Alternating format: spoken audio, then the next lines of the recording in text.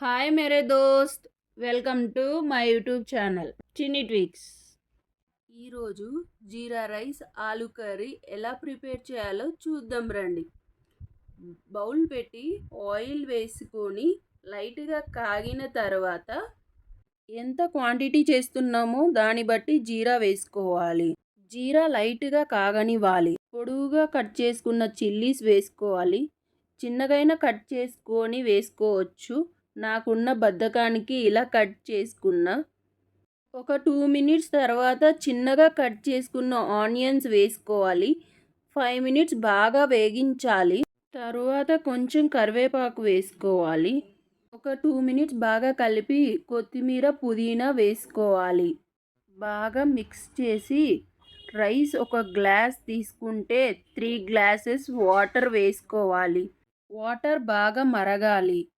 తగినంత సాల్ట్ వేసుకొని పక్కన నానబెట్టుకున్న రైస్ వేయాలి. రైస్ కలుపుతూ ఉంటే గుమగుమలాడే జీరా స్మెల్ వస్తుంది. ఉడుకుతూ ఉన్నప్పుడు పైన కొంచెం మీకు ఇష్టమైతే నెయ్యి వేసుకోవచ్చు. ఒక బౌల్ తీసుకొని ఆయిల్ వేసుకొని ఆవాలు, జీలకర్ర, చెక్క, లవంగాలు వేయాలి.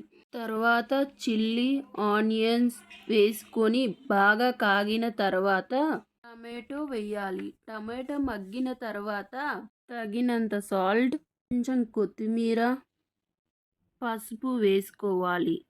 ఒక 5 మినిట్స్ బాగా కలపాలి. కొంచెం అల్లం వెల్లుల్లి పేస్ట్ వేసుకొని తగినంత కారం పొడి, ధనియాల పొడి వేసి బాగా మిక్స్ చేయాలి. ఉడకబెట్టిన ఆలూని చిన్న చిన్న పీసెస్గా కట్ చేసుకొని గ్రేవీలో బాగా మిక్స్ చేయాలి. తగినంత వాటర్ వేసుకోండి. ఒక 5 మినిట్స్ తర్వాత కర్రీ రెడీ.